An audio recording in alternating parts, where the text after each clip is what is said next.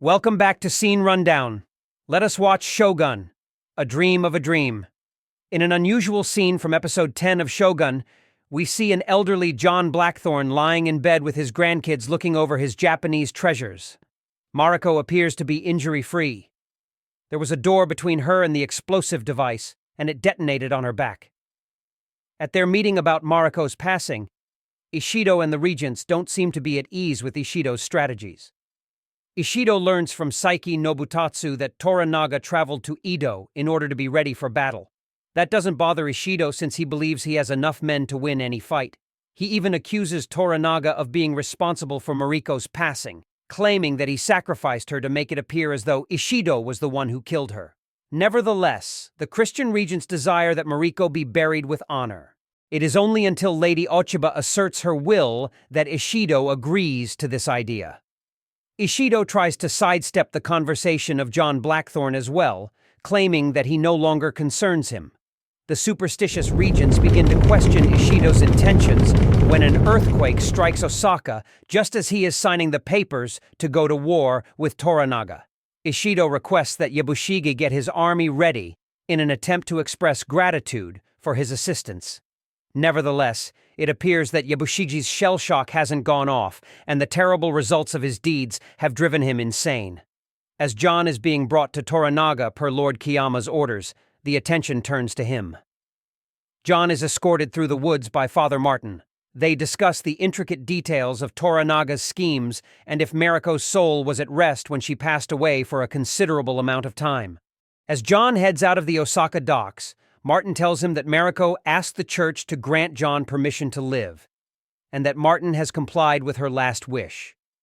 When John learns that Mariko's final appearance before her faith and God was for him, he is overcome with emotion. Talking about Mariko's poem, Lady Ochiba and Yaechio allude to Ochiba's shifting loyalties. A mentally challenged Yabushige asks John to take him to England on his ship. But as they arrive at Ajiro, they see that John's ship has been destroyed. It appears that Omi has taken Toranaga's side, as he brings Yabushige to Toranaga for approval. John is told by Miraji that it's conceivable the Christians destroyed his ship, because they don't want him to assist Toranaga with its guns and consider him a heretic. It seems that Toranaga has searched all around Ajiro for these raiders. He gives Yabushige the command to commit seppuku the next day because he planned Mariko's demise. Yabushige asks Toranaga to give John the opportunity to be his second. Toranaga declines the proposition on the grounds that John is still an Anjin despite becoming a Hatamoto. Yabushige so proposes that Toranaga be his second, and Toranaga agrees. When John and Fuji get back together, the way the scene is framed suggests that they are thinking of Mariko silently. Toranaga expresses gratitude to Shizu for keeping his son safe. From Ochiba, Kiri brings a message to Toranaga. Although the letter is not revealed, it most likely indicates that she wishes to support Toranaga in order to respect Mariko. John is informed by Fuji that she will now be a nun after serving as his consort and fulfilling her obligation to Toranaga. After wishing her luck, John urges her to schedule a meeting with Toranaga.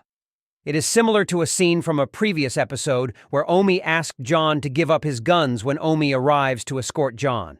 He is surprised that this time John gives up his sword and gun willingly now that he has had them for so long.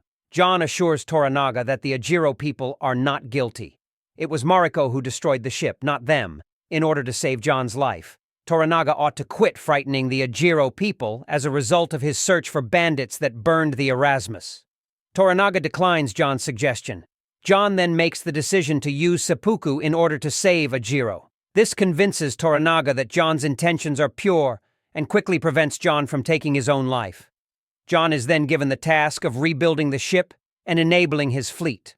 Yabushige offers Omi his final poetry. Yabushige leaves his kosho with his ultimate wishes. He goes to where Toranaga is waiting to kill him, at the edge of a cliff. They discuss Toranaga's battle plans after having a brief conversation regarding Omi and John. First of all, Toranaga admits that he destroyed John's ship in order to force John to support him rather than the Christian regents, and to keep Blackthorne from leaving Japan. Second, He tells Yabushige that he persuaded Ochiba to sever her relationship with Ishido by using Mariko's passing. Ishido has already lost the fight before entering the battlefield if he does not have the heir's troops. He has no flag to fight for. Lastly, Toranaga raises the possibility of taking over as the official leader, as Shogun, and bringing in a period of calm and harmony. Then Toranaga refuses to divulge the entirety of his plan to Yabushige. Upon that note, Toranaga beheads him after he performs seppuku. John takes Fuji out to sea at the end of Shogun to immerse her child in her husband's ashes. In addition, John surrenders the crucifix he has been carrying for Mariko, suggesting that the scenes from the past are only illusions from his mind. John goes back to the coast to begin repairing his ship. Buntaro follows him, and despite their lack of communication, it appears that they have put their differences behind them, sharing sake together.